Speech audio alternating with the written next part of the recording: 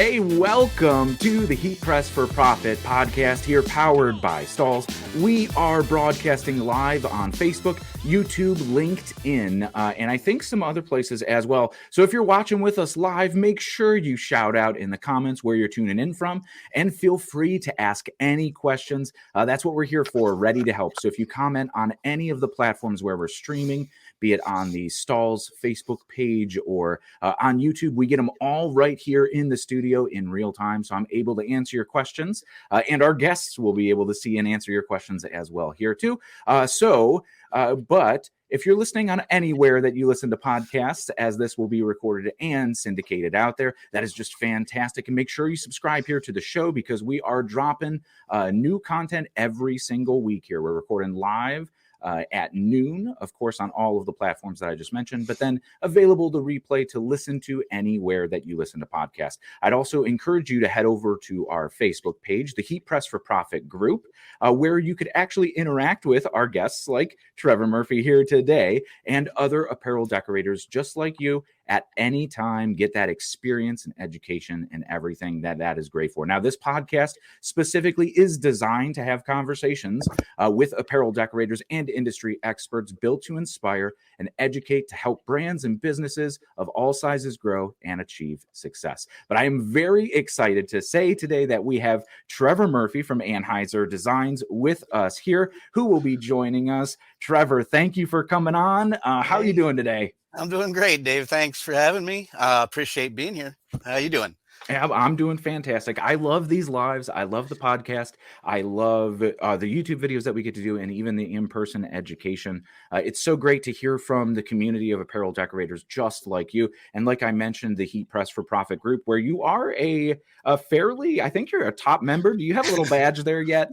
I think I have the coffee mug. I'm a visual starter. The conversation starter, the visual starter, whatever it is. Well, that's the thing. I have my coffee right here. So we have our own little coffee cups. We're going to sit down and have a nice little chat today. But you run Anhyzer Designs, your own firm. Tell us a little bit about, Anhyzer Designs, how it got started, and kind of how you even got into the apparel decorating industry. Well, apparel decorating, the later years now, I got started through disc golf, but to just start it all out, let me calm down. It's live. So anyways, Anhyzer Designs is a company. The name comes from a disc golf term. It's a throw-in disc golf, where we actually make the disc do opposite of what it actually was designed and intended to do. So me and my buddy that started the company, we thought that was probably the best name, because we were so out of the ordinary. And that's kind of leading into what got me into apparel decorating, was the fact that I couldn't find disc golf apparel. Well, at least inexpensive disc golf apparel. And we were also starting a league and a club. So at that point, we needed some club and league apparel. So me and my buddy Dan got together and we said, well, why don't we do this? And then I'm like, well, I live in this small little apartment. There's no way I'm going to put a big screen printer with a black room or a dark room and all this other stuff, because I had that experience before. Well, here I am, and I'm like in this small apartment. I'm like looking it up, researching, doing all this stuff and figuring things out, and boom, heat pressing. This is easy. I can do this. And the next thing, one thing led to another, and I'm making club apparel, my buddy's apparel, and we named it Anhyzer Designs. I started selling stuff on Facebook through some marketplaces. Not even a marketplace. It was like a auction site, if you will, like an eBay. And then one thing led to another, and it actually became a real company. And it's long story short, let's put it that way. I'm kind of long-winded and don't want to take up the whole half hour on. I'm the same way, so we can. I have no problems in following up this. But you did touch on a kind of really important thing, and it's something that I hear from apparel decorators all the time, in a very similar story to yours. And the advice that I give to people just starting out too is find that niche. And you kind of talked about identifying that niche when you were like, hey, it's a hobby, it's an interest of mine. And I always say, like, you don't have to look far. So I guess, like, did you try it in anything else, or was it really that disc golf was kind of that niche, that catalyst that kind of threw you into it? Well, I want to say disc golf is what launched it as a business. Going back as far as me being 16, 17 years old, back in high school, we actually had screen printing class. It was like the coolest class ever, and I was addicted. So, but I didn't have the financial backing at 16 to start my own screen printing, and we didn't have the knowledge of the internet like we do now. Like where everything's kind of out there for us. So I bobbled along and always I worked at a screen printing place, and I've worked at this, t-shirt shop, and I did things like that to kind of keep into it. But it was really disc golf and the sport itself that launched it, because it became like, hey, can I get my PDG? We have PDGA numbers, a Professional Disc Golf Association. So everybody gets their own number. My personal number is 56033. You look that up on the PDGA, you can see how bad I am at disc golf. um, so a lot of times that became a big thing. Like, well, I want my club logo here, but can I get my PDGA number on the sleeve or on the side of the hat? Or how do I do this? So that's what kind of launched the idea that I can do custom work. And so it then became, disc golf is a custom sport. I can do bags, I can do shirts, hoodies. And so that kind of just kept evolving it. So disc golf is what took me over the edge and made me an apparel decorator. And growing too, and that customization coming from that kind of like screen printing background or understanding the process of it, offering that level of customization is incredibly time consuming, difficult. And if you're just printing one or two offs for a specific customer, that's not something that's going to it's cost prohibitive when you're trying to add customization like that. So is that kind of really where I guess heat printing filled that need? Because what I would do is I started kind of in Facebook, selling on Facebook on the auction page that I talked about. I was doing towels. And I was actually making these towels, and they were auctioning. The way the auction group would go is you'd post it with, your cool little logo. I had this Addicted logo that's 3 baskets. It looks like an Adidas logo, kind of a ripoff, copyright infringement all over the place. But I'm selling it on this market, and they would say $5. It'd have to that bid would stay for 24 hours, and then they would get it, and they could add personal or customization to it for $2 or $3. And I kind of didn't know that was a thing. I thought I was doing something like super cool special. And so what ends up happening is that's now fueling my event registrations. So to play disc golf. So no longer am I working and hustling my 9 to 5 to fuel my disc golf urge to go play, buy discs, and do all that. Now I've got this little marketplace, and I'm heat pressing disc golf, towels on the side and making my registration money to go play.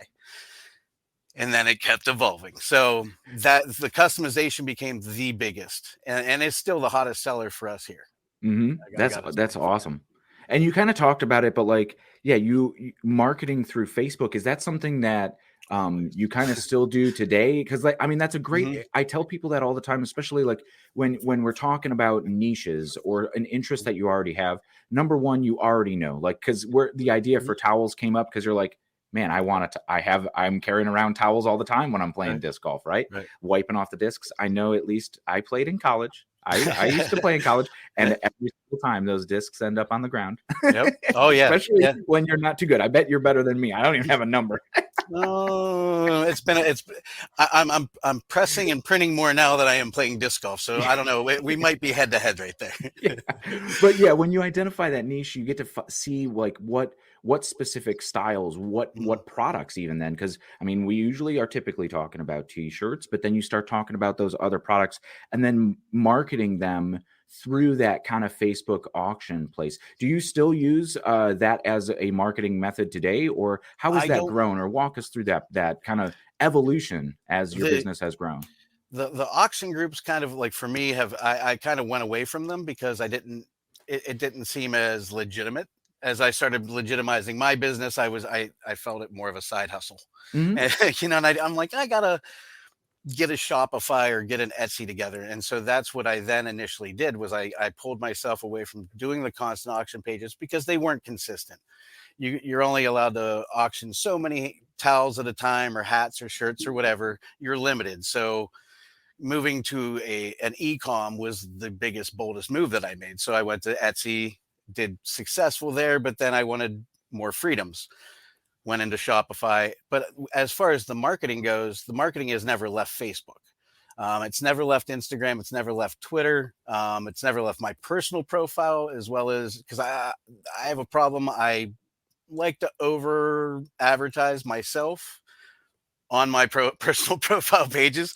But that's the way I've kind of been built. I want to sell to anybody and everybody that's out there. I want to advertise to everybody that's out there. And you kind of you have to tell people what Right. you do. And I know anytime that you're talking about stuff, I used to play in a band all the time. So I know that over self-promotion on Facebook, when somebody's like, oh, Dave's talking about playing another gig at a bar again. Like, but you kind of just have to tell people to do that. And that is, I think, a great social media tip too, because a lot of people do get intimidated or get worried that like, it's going to be like, like, it's just, it's not going to make sense, or it's going to be a waste of time, or people are going to think it's stupid. But especially like as it relates to TikTok is one thing that I've seen be really volatile to businesses, probably similar to back when you started. Because what year was that you were first advertising on Facebook?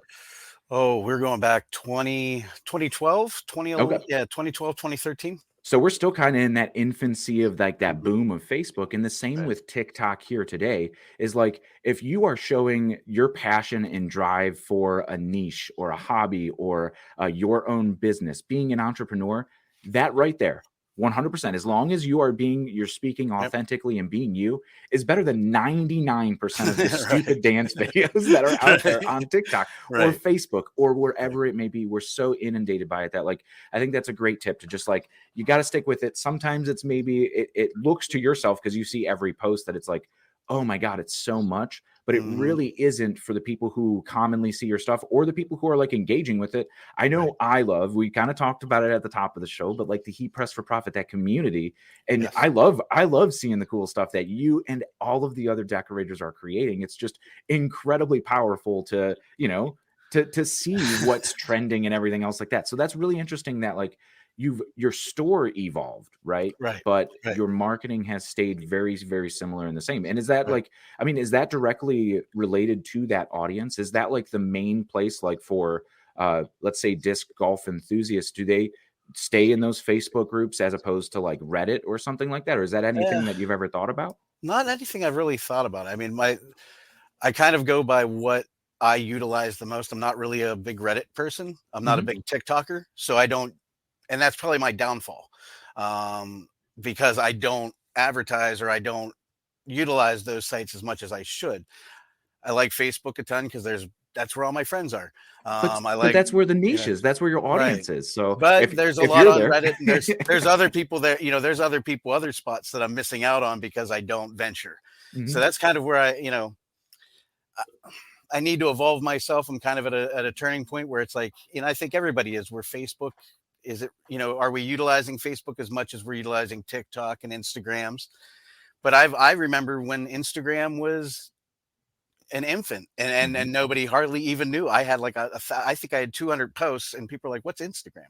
And now it's like a big thing. So you just have to learn to evolve. And I think I'm at a point where I'm like, I'm stuck and I need to evolve. So I'm kind of looking and I hear things about TikTok and I hear things about other social medias and I get interested and I'm going, oh, whoa, let me check this out. Like I have a guy, he's out in Grand Rapids, Michigan, and he sends me Reddit things about disc golf and other varieties of stuff. I'm like, what is Reddit? And it actually was like an eye opener for me. Because I had always just ignored it. I'm like, what's Reddit? I don't understand. Yeah. But then once I got into it and I started reading a little bit more, now I'm getting a little bit more comfortable. So you might see more of me Redditing. I don't know if that's a term. A Redditing Redditor. But yeah, all of those places all around the internet. I actually just personally don't Reddit all that much, but I know that there's great forums. I see resources there all the time for t-shirt decorating or apparel decorating or anything like that, and all of those niches and markets too. So but yeah, I would always say like where like, if it's like your friends are playing disc golf, that's where my audience is, at least like that core audience that you have. So I mean, as it relates to, I mean, the hobby as it first was your hobby of disc golf, and I guess a hobby and a business that birthed up and kind of grew together. Yep. Has it primarily been like your main form of marketing? Obviously, you said like was like on Facebook and stuff, but how else have you grown your business in there? I know you mentioned events, so like Yep. have those events and word of mouth helped grow your services? Are you using any branding? I just love to hear kind of the Absolutely. evolution of that, Yeah. as well as, kind of how it relates to your story Yeah. here. So, well, I do host disc golf events here in town. I want to say about 2012, I had moved from Florida. I discovered disc golf in Florida, and I moved back up here to kind of be with my family. This is where I'm from. This is where I was born. I wanted to be back here, so I moved back, and I was really into disc golf, really hyped up. And the closest disc golf courses in near town were about 40 minutes away. And I'm like, this sucks, So I petitioned to the parks, and I ended up installing 2 local disc golf courses in town. Wow. So that really, fueled the disc golf fire. You're building your audience right there, Yes. literally. Yes. And it's like the best, like, I don't want to say one of the best courses you guys were at Buell Park. Mhm. That course there, and then as well there is the Pines, which is about 5 minutes down the road the other way, and they're 2 totally different courses. One's wooded, one's very open. So anyways, I host events on those courses now that they're installed, and coming up April 20th and 22nd and 23rd is the 8th annual Early Bird Open at Buell Park. We're hosting 154 players. Players then will get a t-shirt, towel, and a cool, not this disc, this is from the SVDG Open, but a nice little frisbee tossing disc for themselves, and a player's pack. So that's all for incredible. the amateurs. So I've been doing that with the club, and then we've been doing that for about 8 years. We host an event. We used to host the SVDG Open, which was a 2-day event at both courses in the summer, but I'm kind of taking a step back and enjoying my summer this year. So, but because we did that for 10 years. I did that for 10 years, but this one this was 8th year is the Early Bird Open, and then we host the Maynard, which will be the 6th year. And that's at the Pines. We do that one exclusively at the Pines. So another kind of deal with the player packs is they get a t-shirt or a hoodie or a towel, or we'll, kind of, me and the tournament directors will get together and we'll decide. And yeah, it's really cool. And that kind of helps churn the business, but also helps advertise as well as, get the name out there, because they're getting a t-shirt with, maybe a little Anhyzer designs here or on a sleeve or something. Then they're going to a disc golf event and going, man, that's a cool t-shirt. Where'd you get it? Oh, I went to this event, Anhyzer Designs. And then it just kind of grassroots, We I hear don't, that story a lot too. Yeah. I've never paid for an advertisement. That's great. And that's the way to do it. Yeah. Either organic and Yeah. word of mouth, but I don't want to cut you off. Keep going. And then another great way for any of you guys out there is sponsor events. Get out there and sponsor T-ball events, sponsor hockey events, sponsor something. The events that need shirts, right? Right. That's awesome to be able to build it in with those event organizers. And a great way to sponsor is, okay, you give your customer a price of say $13 per t-shirt, but let me sponsor you, and I'll give you those t-shirts for $12 a t-shirt, but I'm going to put my logo. Now it's going to add you an extra press, but put a logo on on a logo on the sleeve, and I'll give you those shirts for $12. And now you've done free advertising for 50 to 100 people, because they're going to take that home. They're going to go to the bar. They're going to go to the restaurant, and your logo is going to be out there. So that's another way to brand or kind of grassroots an idea. I mean, t-shirts are the walking billboard, right? It is. And there's enough backs in the planet to host a t-shirt every day of the week. So there sure is. I know you said it's tied to a lot of events that like, well, I mean, I don't want to say like, because disc golf, at least here in the Midwest, because you're right outside the Pittsburgh area for what you call home, right? I'm about, well, as the band Fish would say, since you're a musician, you probably know the band Fish. I am as they would sing, I am halfway between Erie and Pittsburgh. So right there, Bittersweet Motel. Yeah. So you understand the Midwestern winters that we have here, and being with an outdoor sport tied to our I guess weather. essentially you are printing almost year round then, though, for disc golf, aren't you? I saw you were Yeah. posting something for a tournament or a series coming up that plays Yeah. through the winter. Well, they actually play all year long. They're the the club is a huge organization in Northeast Ohio known as the NEO Disc Golf Alliance. There's micro clubs that are all around Northeast Ohio, but there's one mega club that kind of helps contour tee pads and help raise funds for these courses. They host an event throughout the winter known as the Frozen Fingers on the Fairway Tour. I was actually a TD way back in the day for one of them, but they host, I want to say it's 7 or 8 locations throughout the winter, playing every other weekend. They'll play 2 rounds of disc golf of 18 holes, and usually, and the guy that's got the event going this year is like a record breaker. Where he's had like 190 players in these winter events where it's like 30 degrees, 10 degrees. I think there was a snowstorm a couple weekends ago, if you remember. Yeah, these guys are nuts. Like, I'm too old for that anymore. You got t-shirts to print. You want to stay in the warmth. I was staying in the warmth by the heat press. But yeah, so we did the hoodies for him, which was really awesome. They did it as the fundraiser. They fundraised the event for the 3rd event. It was event number 3. It was the Frozen Fingers logo, but then on the back we did just like a kind of like a tour shirt, like we played here at this place, Parma, Euclid, and all the Ohio courses down through, so down to the final. And I got to give a big shout out to Scott Campbell for he did the design for the Frozen Fingers and as well as in the back. So nice. It wasn't my artwork. I can't give. I didn't steal it. Well, because that's something too. I mean, the name of your business, Anhyzer Designs, is that right. Something that's helped you? Like, yeah, do you typically do custom designs? It's always nice when the customer has artwork ready to go, but is that a service that you offer that kind of helps differentiate you and market your brand? Absolutely. I actually, just in the Heat Press for Profit group that I posted today of the Cuyahoga Falls Played Again Sports, John, the manager there, he sent me if I had a pen nearby, I would show you. It was just a circle with PIAS, Cuyahoga Falls, bubble font. What's the shirt color? So, and I'm shrugging my shoulders for those listening in Spotify. So I don't know what I'm doing, and I don't know what the color is. I just bubble font circle.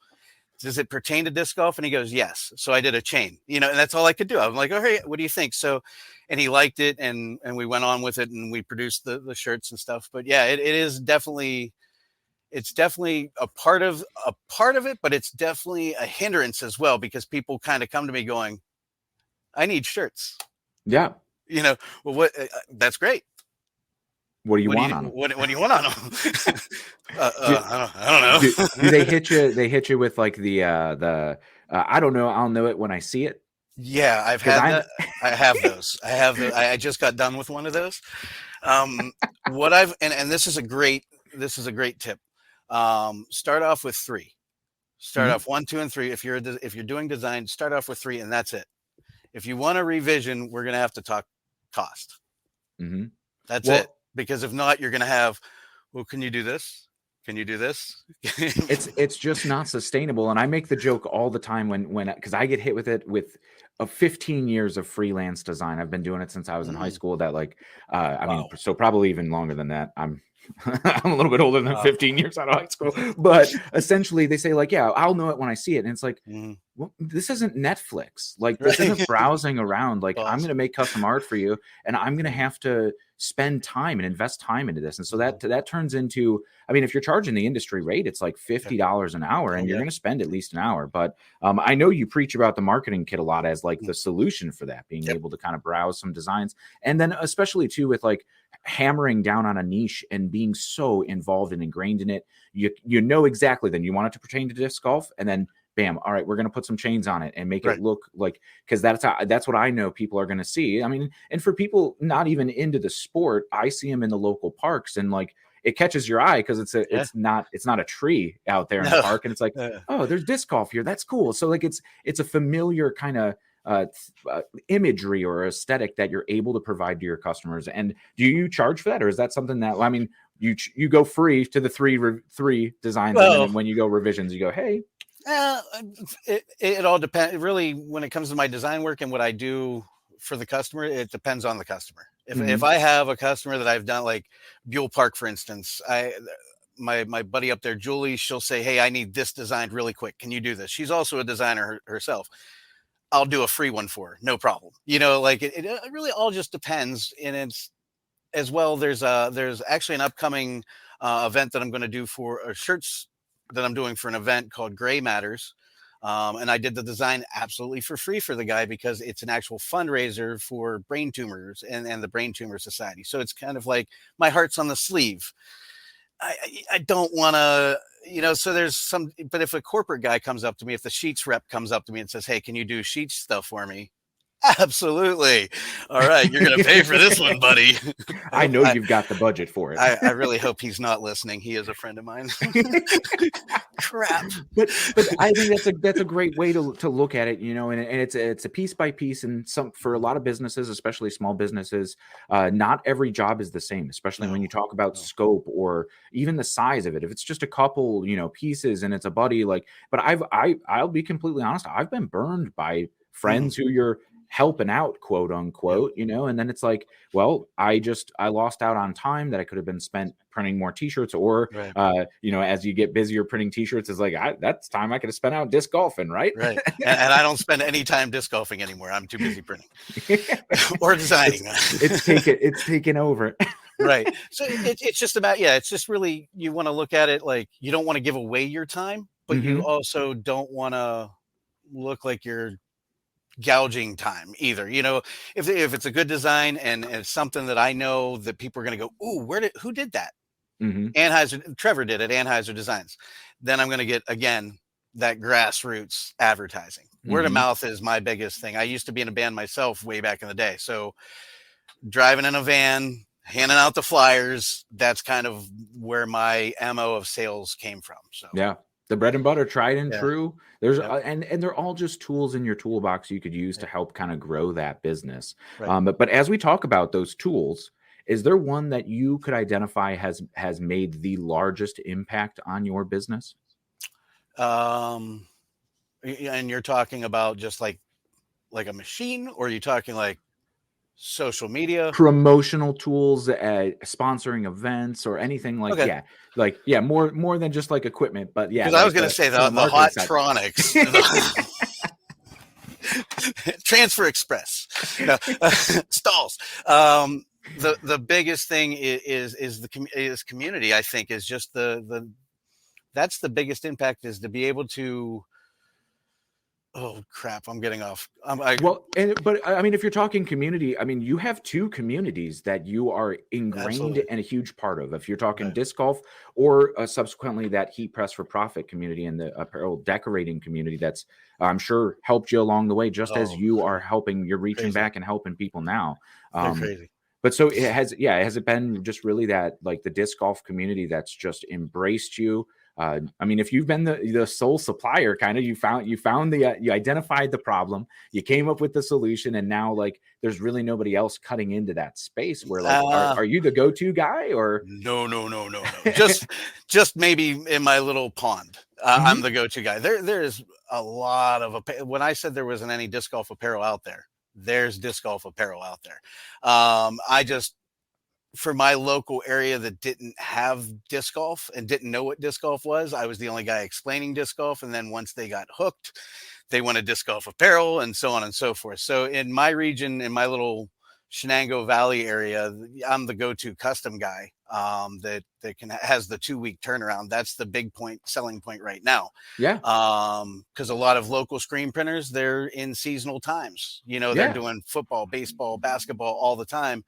My biggest thing is 2-week turnaround. I can get Transfer Express. I can get your stuff in right now. Boom. I'm an hour south of Menor, so even I can go play disc golf, snag up my transfers.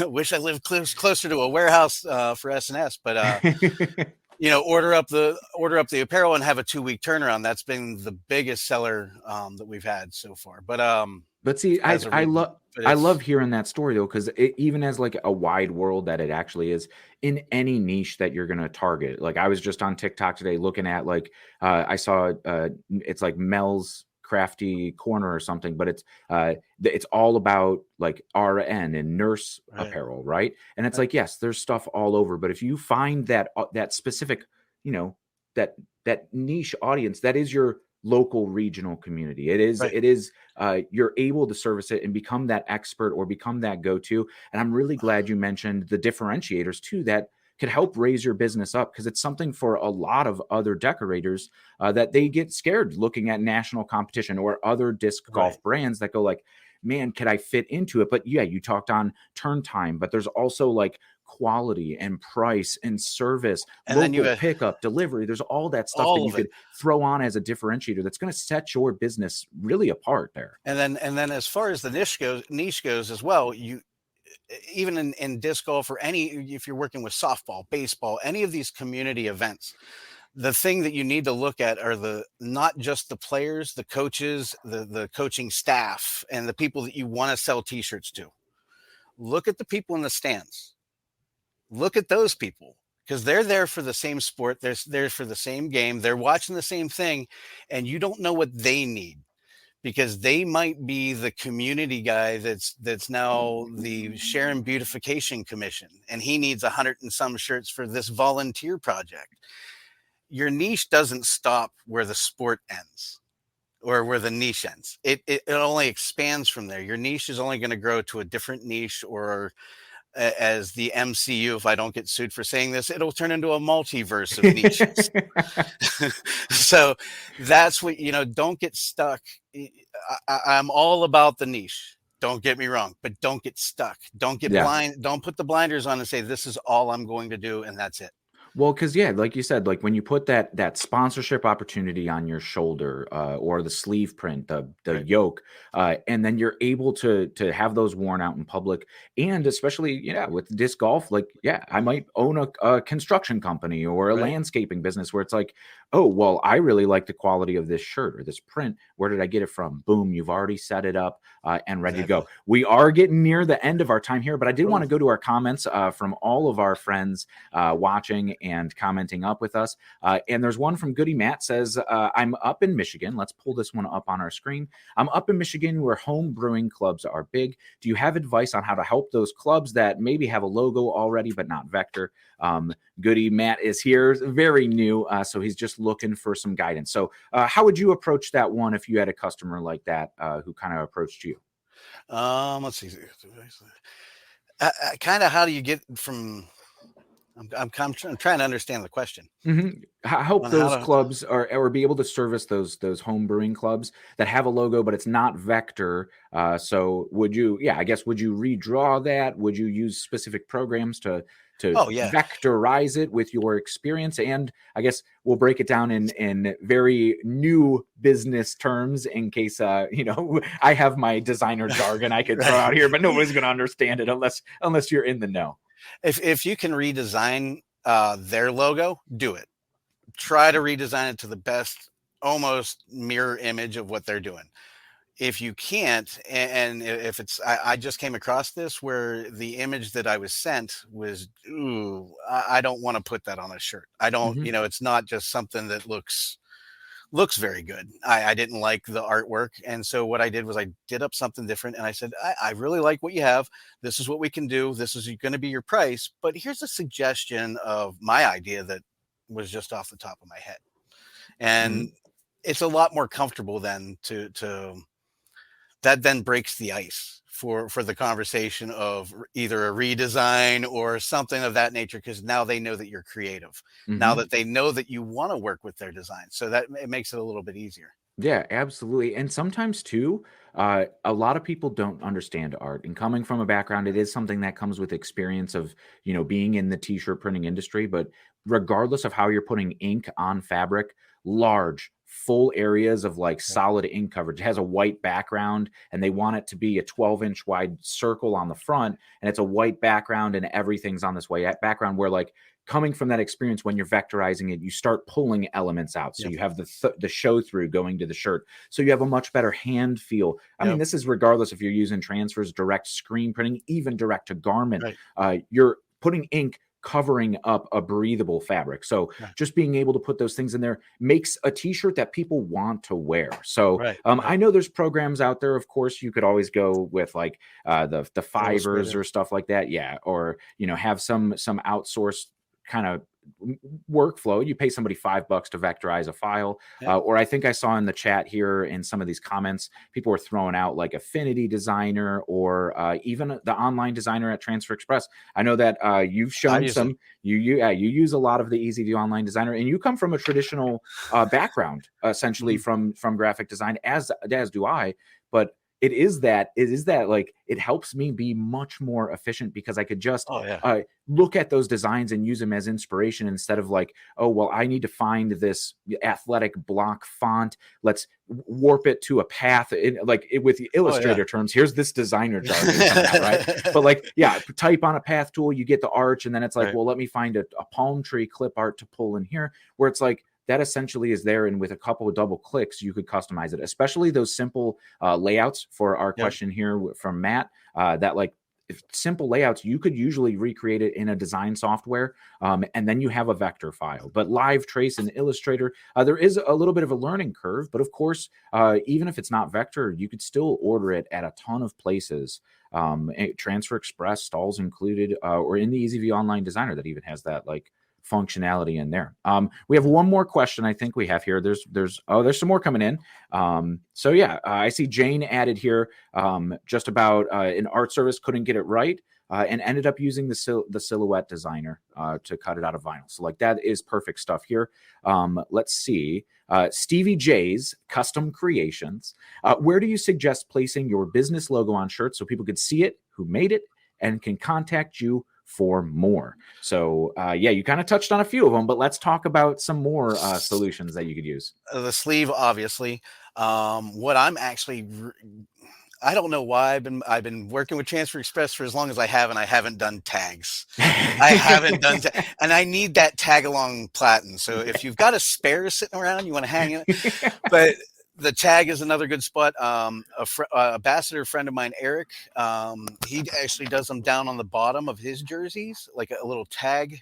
Like in that the left side seam hip area, like that the jersey, where if you like get a jersey or like a champion puts that little tag down there too. He's on the Heat Press for Profit. I forget his last name, but he's one of our ambassadors. That's another spot. I've also done them on the back of the neck. Like not on, where the tag is on the underside, but on the back side. So that way it's visible and that like noticeable. Yoke print, the upper back yoke print we talk about. Yeah. And those are great ways too, that you can mix every single location you just talked about, sleeve, upper back. Even if there's like events, a lot of times you'll see the sponsor logos in the kind of logo farm that we call it on the back, where like you could fit it there. Even with my logo with my disc golf events, I throw my logo somewhere like here in this one here, right there in the sunshine is my logo. Boom. Right. So it's nice and subtle. Right. That's awesome. So it's a little. I don't.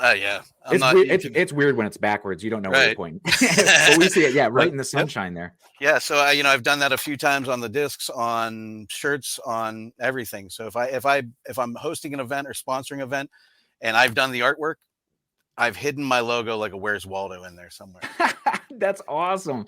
Be able to find it. But I love the promotional power of t-shirts. I always I encourage everybody to brand as much as you can. And especially like you mentioned the tag prints, that's something that we see all the time. And I've heard from other decorators that like, if you get that 5K or a large event, say like if you're printing 190 shirts for this winter series, the Frozen Fingers, number one, those guys are crazy. That's hard. That's hardcore dedicated to the sport in the winter. Yeah, it is. Give it up to them.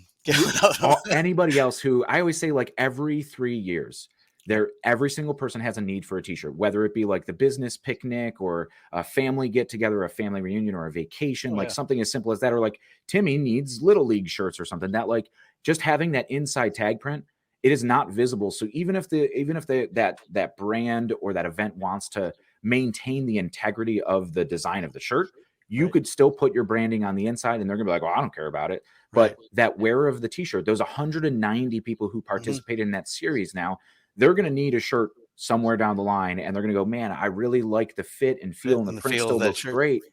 Who printed this? And instead of having Hanes or Gildan or Next Level or Bella Canvas on the inside tag, it's your brand. So they immediately go to it. And I always say, like, put your information in there, what you do and how to contact you. We've even seen with like the rise of direct to film printing, QR codes being able to be printed at like small scale that are still hold that detail to have that scan in there. So all ideas that I've heard from other decorators, and put some videos together. Writing all my hold on, wait, just give me QR codes. Okay, gotcha. And so Maria asked here, we'll do one more question. Are social media platforms free to advertise your company? I think if you do it right. So shed some light on how you did it right to not have to pay a dime for advertising, because there definitely is. You could get down that slippery slope of paying a lot of money. You can boot. I'll just stick with Facebook right now. If you have a business account, get the Meta Business suite that they offer for free. What I do is I run a post. I'll run a story, which I make an advertisement. It's just a simple story. From 7 a.m., 5 p.m. every day, Monday through Friday. There's an ad that goes out that's just posted by me, because you can schedule them on the Meta Suite. I'll do a post at 5 o'clock and 9 o'clock on my Facebook, not on my Instagram, because I don't want to overflood that. But Facebook, it kind of gets more churned through with everything else that's on Facebook. And I also schedule those in. They're just static, like an advertisement. Hey, 2-week turnaround, custom quotes. Come check me out. Anhyzer Designs. Here's my phone number. I do put my phone number out on Facebook. I don't know. I'm crazy. But those will go out, and then every week I just rechurn them. I'll do a different color. I'll do a different look. I'll do a different image, and those go out. So as long as you're utilizing social media, just don't go overboard. Don't boost your posts. I think you can boost them, and it does help, and it is, but for the small business, it doesn't make sense to me. Well, and it could get very costly very quick, especially if you don't have the audience targeted specifically. So no, and if you keep churning in, you try to get more viewers and more viewers, and you're paying $5 more and $10 more, and it becomes almost a scam. a slippery scope. Slope. Yeah. We've heard of some success from apparel decorators using ads. And we have a webinar coming up in a couple weeks, maybe even next week, about using social media as a tool. But this has been absolutely fantastic. I feel like we could talk all day and be here all day. But unfortunately, we are out of time here today. I want to thank everybody for joining us here. Trevor, thank you so much for tuning in. We're going to have you back, I think, to finish this conversation and talk about more marketing trends, especially for small businesses. That was great to get into on that, and even talk about our art, promoting our business. And I love the how you kind of have embraced the disc golf to build this brand, build this business, and it's awesome to see the success and the incredible creativity that you guys keep pushing out, especially in the community that we talked about. If you guys aren't a part of the Heat Press for Profit community on Facebook, get on over there, because that's one of those communities that we mentioned that, especially just being brand new to the industry, like some of the questions that we took here today from Matt. There is help there that's going to tell you the right product types to use, or the right methods to be printing it, or maybe even like, oh, hey, you could adjust your turn time like this. I see these conversations happen all the time, and just tons and tons of inspiration. You see current trends, even if you don't maybe have the high volume yet, you could kind of see what trends are being requested and decorated by just what people are sharing in those groups. So we encourage you to come on out. We could continue the conversation there in Facebook posts all the time. I know I'm in there commenting on stuff all the time. And just another one the other day, like there was some really awesome hats. I think Ty Kane posted and like, oh man, I have to say like the detail on this rope on this hat, like, dude, where is it coming from? So really, really cool stuff. But thank you guys for hanging out with our Heat Press for Profit podcast. We do go live every single Friday at noon with some different hosts. I know we've had Josh Ellsworth and Kelly Walters last week, me this week. You're going to have to tune in to see who's going to be joining us next week as well. Big shout out to Trevor Murphy. Again, thank you so much. And if you want to check out Anhyzer Designs and hit the course and throw some discs, Trevor's going to be your guy, right? You know it. Awesome. I want to thank you guys for tuning in. Have a wonderful Friday and a wonderful weekend. And we'll see you on the next one. Happy pressing.